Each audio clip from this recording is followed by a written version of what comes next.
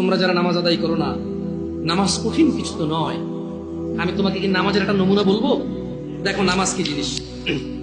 আল্লাহু আকবার বললে, তুমি সানা পড়লে, আউযু বিল্লাহ পড়লে, বিসমিল্লাহ পড়লে, আলহামদুলিল্লাহ রাব্বিল আলামিন মানে সূরা ফাতিহা পড়লে, সঙ্গে যে কোনো একটা সূরা হইলেই হলো, সঙ্গে যে কোনো সূরার বড় একটা আয়াত হইলে হইলো, অথবা ছোট ছোট 3টা আয়াত হলে চলবে। আমি কি তোমাকে ছোট 3টা আয়াত পড়ে শোনাবো?